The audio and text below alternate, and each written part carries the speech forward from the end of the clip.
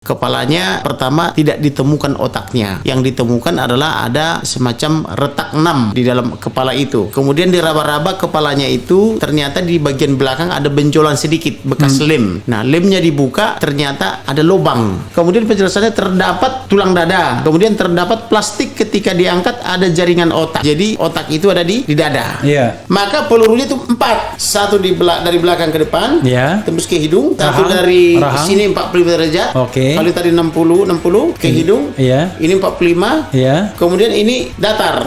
Dari kiri ini ya ke belakang. Iya. Kemudian tangan. Tangan kiri. Tangan kiri sini. Ya. Jadi 4 peluru. Iya, 4 peluru. Pertanyaannya, kenapa lukanya jauh lebih banyak daripada 4?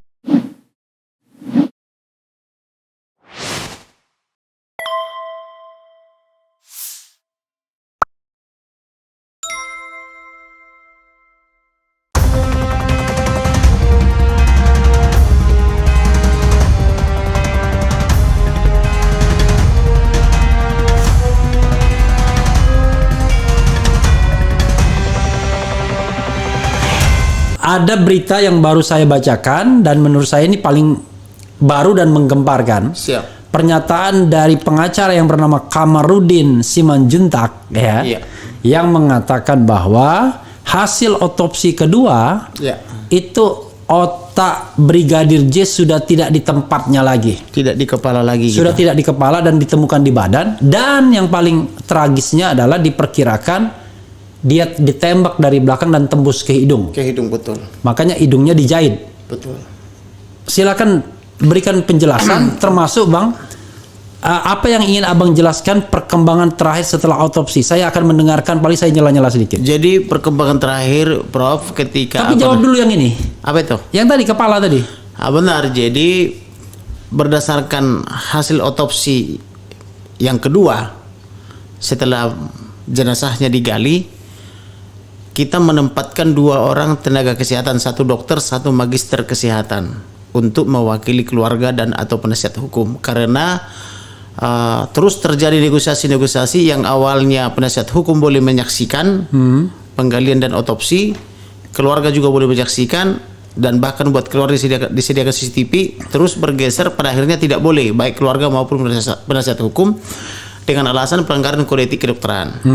Jadi hanya yang berprofesi dokter maupun berprofesi di bidang tenaga medis yang boleh melihat. Oke.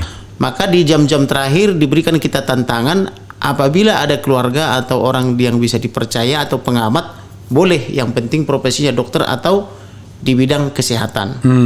Maka dalam waktu 1 jam di malam hari menjelang penggalian itu, saya dapatkan 2. Satu itu Herlina Lubis, dia magister kesehatan. Satu lagi Martina Aritonang atau Raja Guguk gitu. Oke. Nah, mereka kita kasih surat tugas dan mereka lah berdua yang mewakili kita masuk ke ruang OK atau ruang operasi. Surat tugasnya dari lawyer ya? Dari lawyer. Oke. Karena kepentingannya untuk kita. Oke. Tetapi bekerjanya bersama dengan dokter-dokter forensik baik dari RSCM maupun dari RSPAD, dari Universitas Andalas, dari Universitas Bali maupun dari tempat lainnya. Nah, sehingga apa jadi yang mereka involved ya, tidak hanya sekedar observer. Jadi apa yang mereka catat itu sudah hasil kerjasama dengan dokter-dokter forensik itu. Misalnya dibuka kepala gitu ya, kepalanya pertama tidak ditemukan otaknya. Yang ditemukan adalah ada semacam retak 6 di dalam kepala itu. Kemudian diraba-raba kepalanya itu, ternyata di bagian belakang ada benjolan sedikit bekas lem. Nah, lemnya dibuka, ternyata ada lubang. Nah, lubangnya disonde itu maksudnya ditusuk pakai seperti sumpit itu ya, ada alatnya, disonde ke arah mata mentok, tapi disonde ke arah hidung ternyata tembus, yaitu adanya jahitan yang sebelumnya dipoto ketika berulang kali saya berikan kepada media, itu bekas lubang peluru yang ditembak dari belakang kepala. Dengan posisi agak tegak lurus gitu ya. Nah, inilah salah satu bukti yang membantah perkataan dari di sini tembaknya. Ditembak dari kepala. Belakang kepala. Tembus ke hidung. Nah, ditembak dari belakang tembus ke hidung, inilah salah satu bukti yang membantah penjelasan Karopenmas bahwa tembak menembak dari atas ke bawah. Nah, kalau tembak menembak itu kan saling berhadapan. Bang, kesimpulan bahwa itu ditembak dari belakang itu dokter yang menyatakan. Dokter yang menyatakan. Jadi dokter forensik bersama-sama dengan dokter yang mewakili kita. Jadi mereka menyatakan ini ditembak dari belakang. Maka dicatat oleh dokter kita itu ditembak dari belakang. Ini catatan mereka.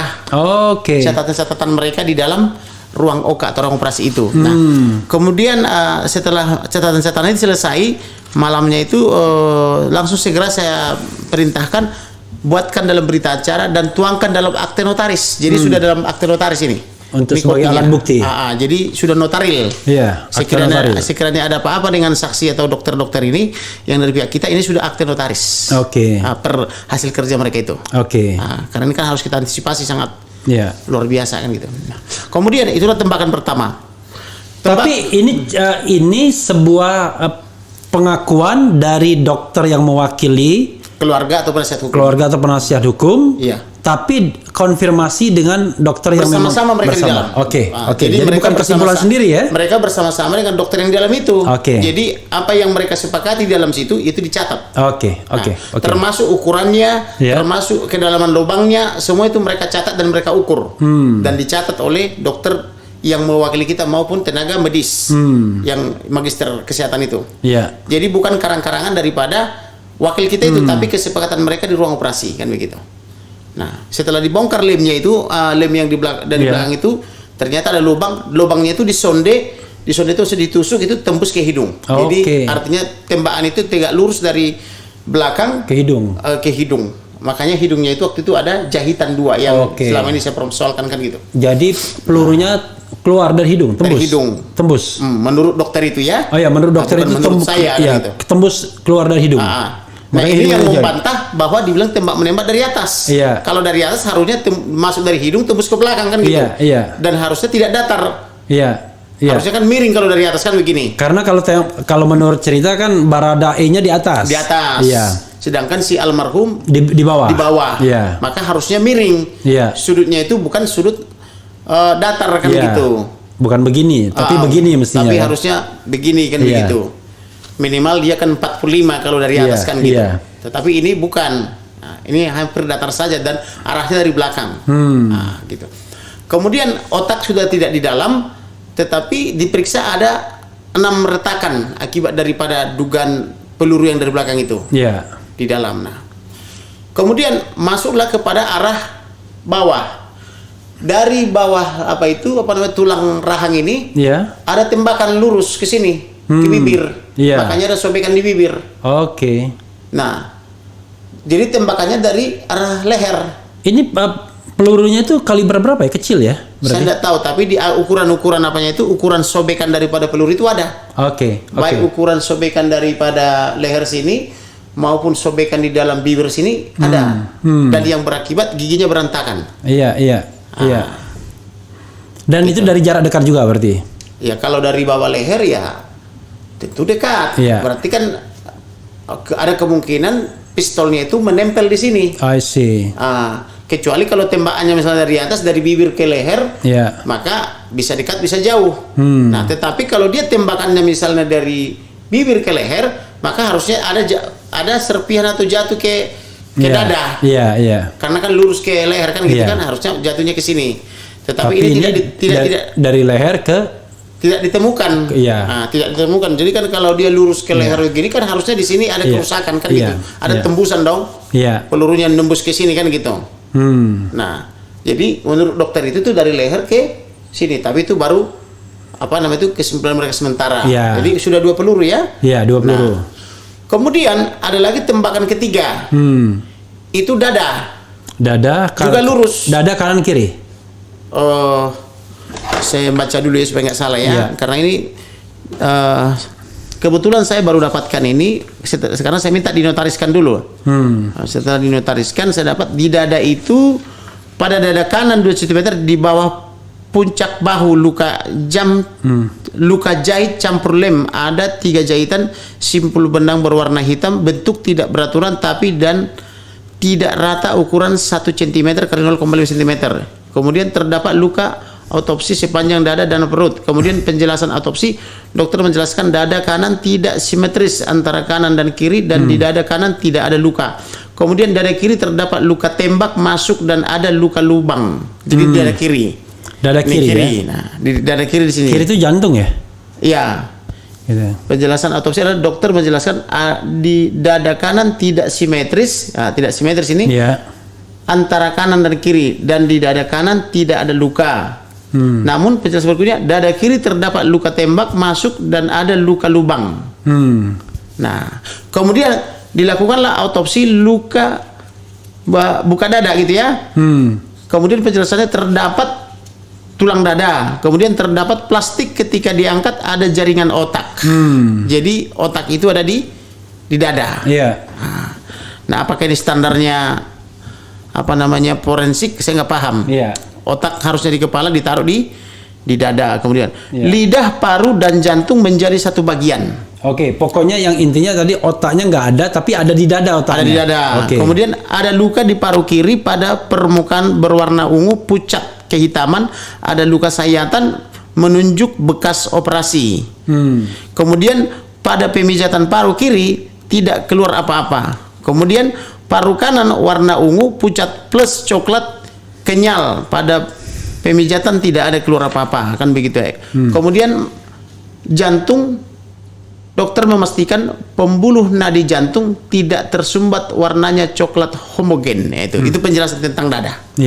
Nah, jadi ada tembusan peluru di dada kiri. Jadi sudah tiga peluru ya. 3 peluru. Kepala, leher, dada. Nah, kemudian masuklah kepada lengan. Ini mohon maaf, 3 peluru tadi dari pistol yang sama atau yang berbeda? Enggak dijelaskan. Karena ini kan belum final, ini kan baru dari pihak kita.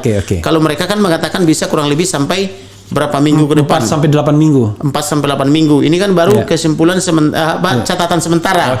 Karena masih banyak catatan khusus yang harus diuji di lab. Yang melab itu kan mereka. Kalau ini kan baru yang bisa dilihat oleh kasat mata. Berdasarkan hasil kerja mereka. Kemudian itu di leher kanan atas. Tadi kan ada bahu terluka terbuka sebanyak 2 jahitan, bentuk tepi tidak beraturan, tidak ditemukan luka jerat leher. Nah, karena di sini kan waktu itu kan kita lihat seperti jerat leher, karena ketarik dia begini. Bisa juga dugaan kita mungkin karena sudah ada 20 hari atau 19 hari di dalam kuburan. Bisa juga karena waktu dijahitnya itu ketarik. Jadi kan seperti membentuk bekas sayatan karena ada luka kan. Ternyata luka itu diduga yang ditembak dari bawah leher ke bibir kan gitu. Nah, jadi dia menduga tidak ada jeratan ya. Dia menduga, tapi bisa juga katanya karena sudah terlalu lama di dalam kubur kan sudah 19-20 hari kan gitu. Jadi sudah membengkak dan bekas itu nggak kelihatan lagi. Kan gitu ya. Kemudian di lengan bawah kiri, bagian bawah samping kanan dari pergelangan tangan terdapat luka terbuka. Ini lengan bawah kiri ya. Berarti lengan bawah kiri itu ini. Lengan bawah. Ini kan kiri. Lengan bawah ya. Ini lengan atas kan lengan bawah. Lengan bawah kiri samping kanan, maksudnya berarti ada ke dalam ya.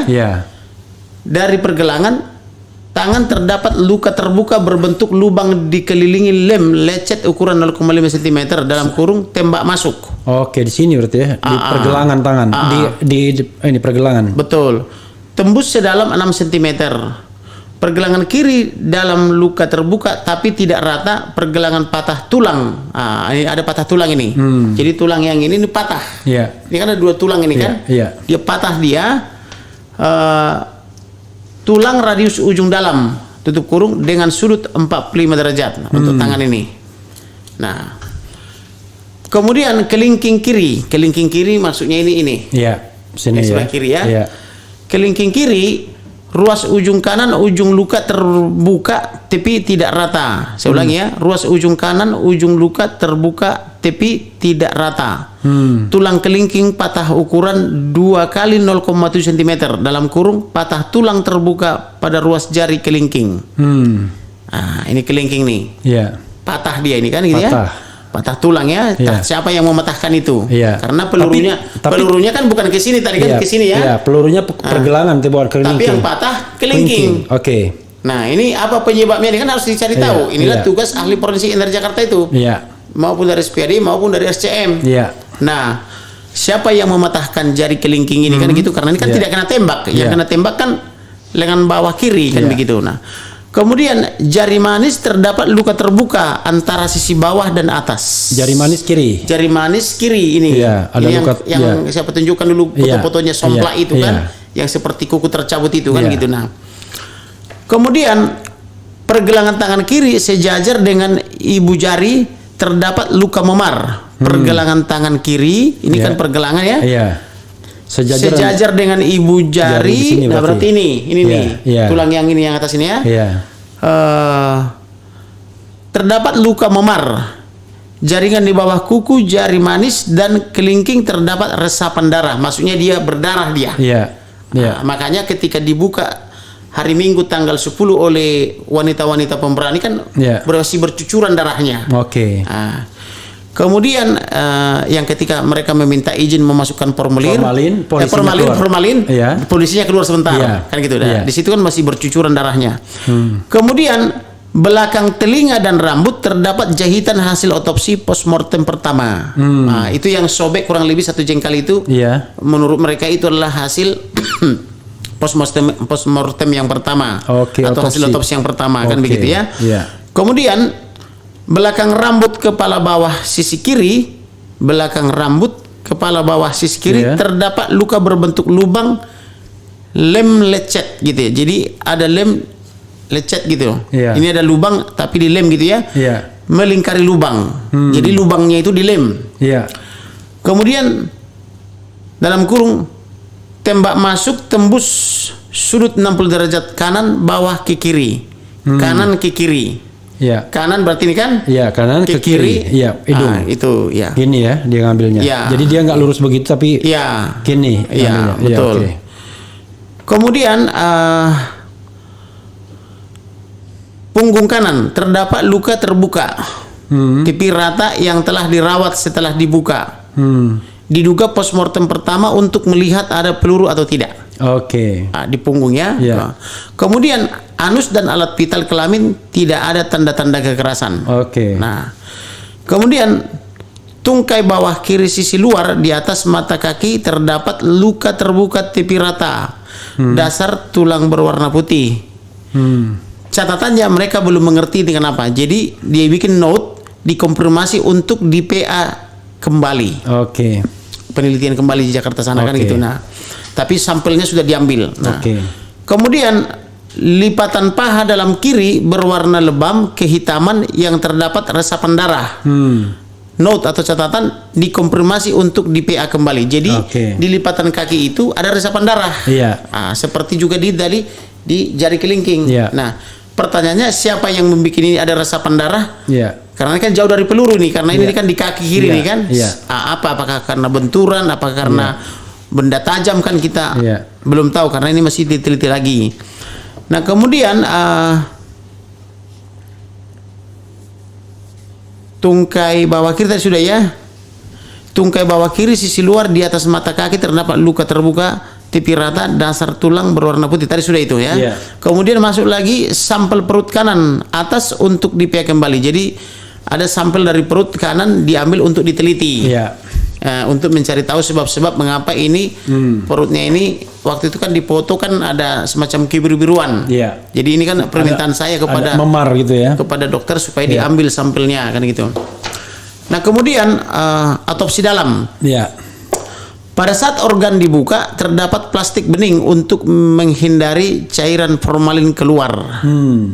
Jadi apa namanya itu di dalam organnya itu dipasang plastik kurang lebih begitu supaya mungkin ketika diisi formalin nggak keluar. Itu juga mungkin makanya dilem ini. Jadi ada lem semua di sepanjang apa ini sayatan dari bawah leher ini sampai ke bawah perut kan gitu. Nah, kemudian dada kanan ditemukan fraktur pada iga 3 dan kanan atas dengan kiri bawah belakang berakhir di ICS dan punggung sisi kanan.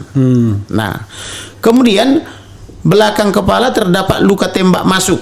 Pemeriksaan luka luar nomor 20 pada sudut kiri atas belakang ke kanan depan bawah menembus hidung sepanjang 12 cm. Nah, catatan awalnya disonde untuk memeriksa apakah menembus mata kanan bawah depan, namun tidak ditemukan hambatan yang diperoleh peluru yang menembus kepala belakang saat di dalam kepala yang menembus ke hidung. Oke, jadi pas disonde tembus saja gitu. Ke hidung ya. Iya. Disonde itu ditusuk gitu. Iya. Nah, kemudian pada mulut tulang rahang bawah patah. Jadi tulang rahang bawah patah. Iya. Gitu ya. Namun mulut tidak bisa dibuka pada pemeriksaan luar. Ya, ini yang kami katakan dulu kenapa ini rahangnya dislokasi. Oke. Nah, apakah rahangnya dislokasi karena kekerasan atau apakah karena tembakan dari bawah ini? Iya. Nah, seharusnya kalau ditembak dari ini kan tulang rawan ini, lunak ini kan tembus ke bibir, harusnya tidak sampai patah rahang ini. Nah, kalau logika kita kan begitu, kan gitu ya. Tapi ini rahangnya patah, kan gitu. Tapi belum ditemukan kenapa penyebabnya gitu ya. Kemudian pada mulut tulang rahang bawah patah, namun mulut tidak bisa dibuka pada pemeriksaan luar. Mulutnya udah nggak bisa dibuka, udah keras gitu ya. Kemudian pada bibir bawah kiri berarti ini ya, terdapat luka menembus kulit, mematahkan tulang rahang. Jadi tulang rahangnya ini patah maksudnya gitu ya. Kemudian tembus di leher sisi kanan. Jadi dari sini ke sini. Nah, ke kanan ya. Sebenarnya pada bibir bawah kiri terdapat luka menembus kulit, mematahkan tulang rahang, tembus di leher sisi kanan bawah. Arahnya sonde pada pemeriksaan dalam dan kiri, atas, depan, ke kanan, bawah, depan dengan sudut 45 derajat dengan panjang 6 cm. Nah, kemudian yang ke 6, tulang tengkorak belakang bagian dalam patah atau oksipital. Luka berbentuk lubang yang membentuk corong ke arah dalam 2 cm, diikuti retak tulang sekitar sampai basis krani. Nah, itulah penjelasannya pada tanggal 27 Juli 2022. Nah, dari banyaknya tadi berapa jadi pelurunya kayak yang kena? Satu kepala. Ini dua leher, dari ini menembus ke sini gini. Ya. Yang kiri ya. Tembusnya di apa namanya itu? Saya ulangi ya supaya nggak salah. Ya.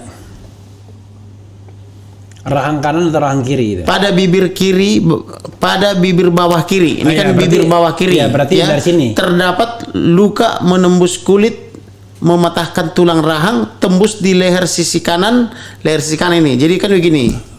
Ya, arahnya sonde pada pemeriksaan dalam dari kiri atas, depan ke kanan bawah, depan dengan sudut 45 derajat. Jadi ini. Berarti nembaknya dari yang rahang kanan. Bisa kemungkinan dari sini, bisa kemungkinan dari sini. Nah, ada kemungkinan. Karena sini tidak ada penjelasan dari mana arahnya kan gitu. Nah, 2 ya, 3 di dada kiri. Nah, kalau ini sudutnya 45 derajat. Dengan panjang 6 cm. Nah, maka pelurunya itu 4. Satu dari belakang ke depan, tembus ke hidung. Satu dari rahang. Sini 45 derajat. Kalau tadi 60. Ke hidung, ini 45, kemudian ini datar dari yang dada kiri ini ya, datar, ke belakang, kemudian tangan kiri, tangan kiri sini ya, jadi 4 peluru. Nah, 4 peluru. Pertanyaannya, kenapa lukanya jauh lebih banyak daripada 4? Iya. Baik Komnas HAM maupun Kompolnas ini kan seperti bemper buat polisi. Apalagi kalau kita lihat pernyataan Benny Mamoto ya. Tiap hari dia tampil di TV. Terus mengulang pernyataan membela polisi, seolah-olah ini polisi ini disamakan semua, padahal ini kan hanya 1-2 orang. Pertanyaannya, kapan Benny Mamoto bekerja? Kalau tiap hari dia tampil berdialog di televisi.